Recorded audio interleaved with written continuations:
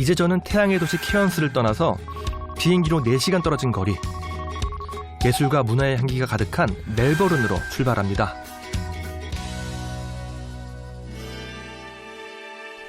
호주 연방이 처음 발족했을 때 임시수도였던 멜버른은 영국 경제주간지가 뽑은 세계에서 가장 살기 좋은 도시 1위에 선정된 곳입니다.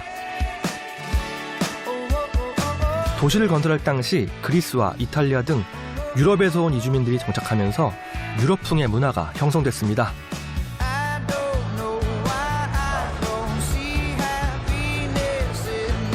멜버른 중심에 자리한 플린더스 기차역이 대표적인데요. 저는 지금 멜버른 중심가에 와 있습니다. 이 앞에 보이는 게 플린더스 스트리트 역인데요. 이 기차역은 겉으로 보는 외관처럼 굉장히 클래식한 모습을 하고 있어요. 여기가 호주 최초의 기차역이라고 합니다.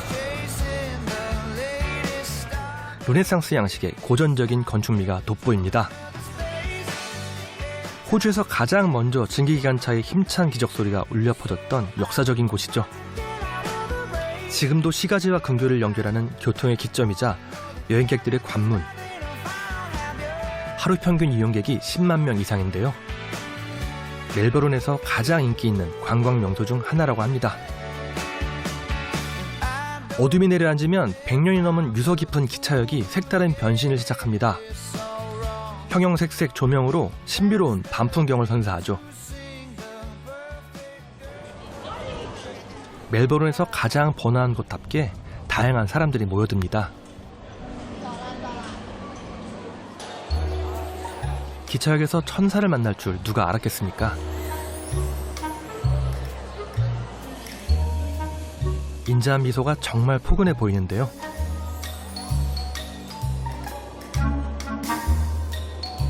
잠깐의 만남이지만 무심히 기차역을 오가는 사람들에게 유쾌한 추억을 선사합니다.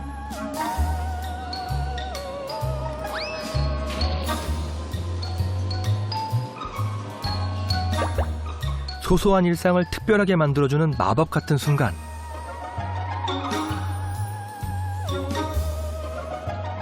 천사를 만났는데 사진 한 장 찍어 드려야겠죠?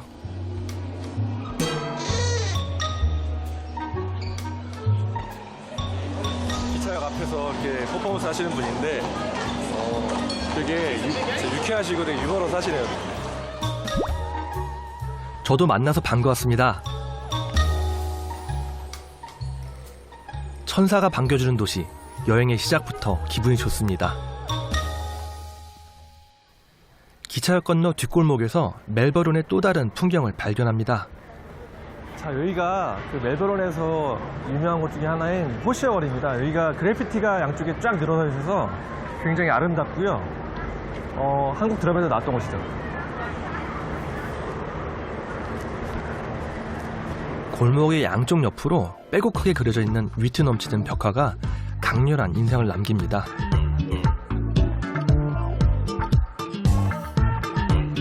그래피티라고 불리우는 길거리 낙서인데요.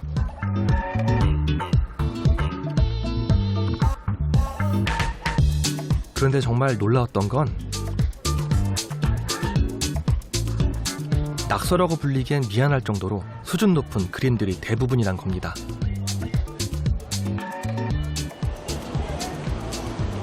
이게 그래피티라고 그러면 뭔가 낙서라고 생각을 많이 하는데 보니까 그냥 낙서 수준이 아니라 굉장히 지금 정교하고 디테일한 그림들이 굉장히 많아요. 그리고 몇 번씩 이게 덧칠된 것처럼 지금 수정이 된 흔적도 많이 보이는데 아마 어떤 예술가가 한번 그리고 나면 다른 예술가가 또 여기에 추가를 하는 거겠죠.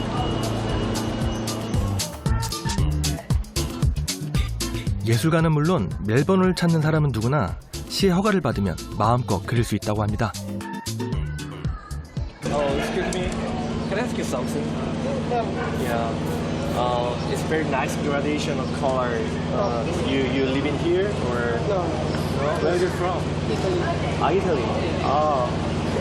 For the graffiti work. 얼마나 이 예술에 대한 열정이 넘치면 이렇게 예술 거리에 와가지고 작업을 하는지. 되게 한국에서도 먼 거리인데 이태리에서 굉장히 먼 거리잖아요. 저도 좀 뭔가 열심히 해야 될 것 같은데요. 이 골목은 쓰레기를 내놓던 곳이죠. 거리가 너무 지저분해 차라리 낙서를 허용하기로 한 건데요. 전 세계에서 몰려든 예술가들의 낙서로 쓰레기 골목은 예술의 향기 가득한 관광명소로 탈바꿈했습니다.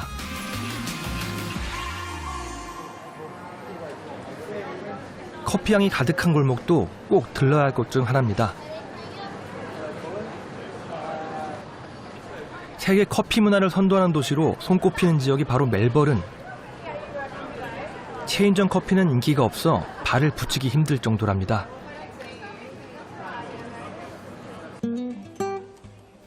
저마다 고유의 맛을 자랑하는 작은 카페들이 모여 커피 골목을 이루고 있는데요. 멜버른에서 커피를 많이 마시기 시작한 건 19세기 말부터입니다. 금주 운동이 사회 전반으로 확산됐고 술 대신 커피를 마시는 사람이 늘었죠.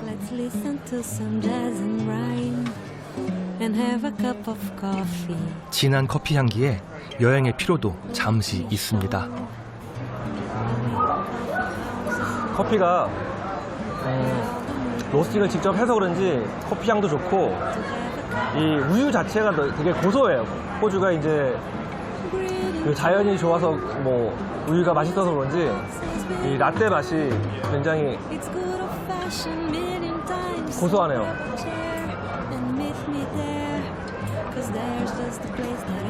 맛있어요. 다양한 이야기를 품고 있는 멜버른 골목을 만나니 호주 문화와 예술의 중심지라는 걸 실감하게 됩니다.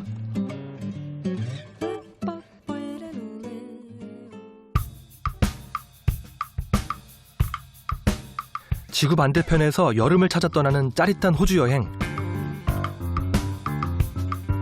이번에는 멜버른 도심에서 자동차로 1시간 거리에 자리 잡은 경마공원으로 향합니다. 호주에서 가장 인기 있는 국민 스포츠가 바로 경마인데요. 세계 3대 경마 축제인 멜버른 컵이 개최될 만큼 관심이 뜨겁습니다. 우리가 멜버른에서 그 하네스 레이싱이라는 그 경기를 볼 수 있는 곳인데요. 하네스 레이싱은 말 뒤에다가 이제 이륜 마차를 달고 거기서 앉아가지고 말을 조정하면서 경주를 하는 겁니다. 기수가 말을 타고 질주하는 평지 경마에 이어 전 세계에서 두 번째로 대중적인 인기를 자랑하는 경마 종목입니다. 규칙도 조금 다릅니다. 네 발이 모두 지면에서 떨어지면 안 되고 두 발이 번갈아 지면에 닿도록 달리는 겁니다. 이게 원래 멜버른에서 이 경마가 굉장히 인기 있는 스포츠 중에 하나인데 사실 이 하네스 레이싱도 멜버른 사람들이 굉장히 좋아하는 스포츠고요. 사실은 멜버른 시내에도 이런 하네스 레이싱 하는 곳이 많이 있고 빅토리아주나 호주 전체에는 한 60개나 되는 그런 그 하네스 레이싱 경기장이 있다고 합니다. 근데 굉장히 분위기가 너무 좀 경마랑 완전히 다른 분위기라서 여기는 한번 와볼 만한 것 같아요. 이곳에서 열리는 경마대회는 모두 텔레비전으로 생중계됩니다. 하지만 관심 있는 사람들은 누구나 경마공원을 찾아 무료로 자유롭게 관람할 수 있답니다.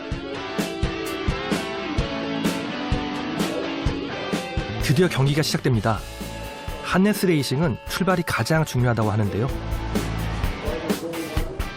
폭이 넓은 마차를 끌고 달려야 하기 때문에 다른 경마 종목에 비해 앞사람을 추월하는 게 훨씬 어렵기 때문입니다.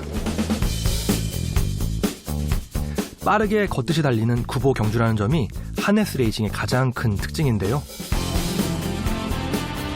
전력 질주를 하지 않는 덕분에 다른 경마 종목에 비해 말들의 부상이 적은 편이라고 합니다. 호주의 경마장은 경주가 이루어지는 트랙과 관람석이 가까워 손에 땀을 쥐는 경주를 생생하게 지켜볼 수 있습니다.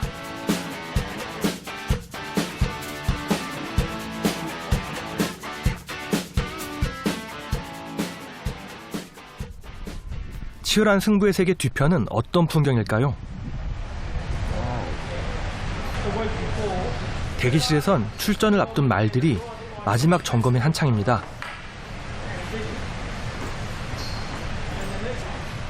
사람보다 말들을 더 극진하게 보살피는 것 같은데요.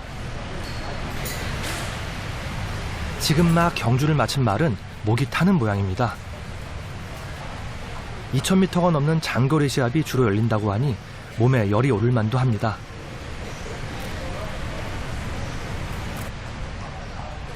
출전을 앞둔 말들은 한결 더 분주해 보입니다. 하네스를 착용하고 경주용 마차를 연결합니다. 함께 경주에 참가할 선수는 올해 20살의 타일러입니다. How long did you work for the driver? How long? I've been driving for about 3 years now. 3 years. 3 years. No, I've only had about 50 drives. Which is not a lot in our terms. Taylor drives for her father more than hasn't had a lot of drives for outside people. It's a fairly family orientated sport, but more bigger trainers like myself try and give young guys like Taylor and even young Jack, he's only starting out in the industry, a chance to grow in the sport and have every opportunity that they can. That's how we started, so we try and do something for the young ones to get them up and about. When he's racing, he's actually 건강하고 튼튼한 경주마와 노련한 트레이너, 그리고 마차를 모는 선수까지 삼위일체가 돼야 경주에서 좋은 성적을 기대할 수 있답니다.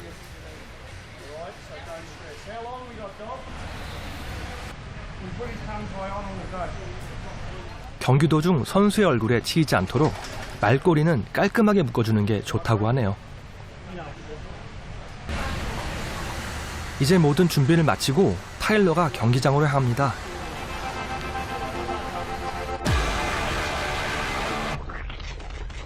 이제 본격적인 경기가 시작됩니다.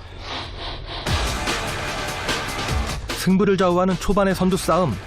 이때 안쪽으로 파고드는 것이 좋은 위치를 선점하는 요령입니다.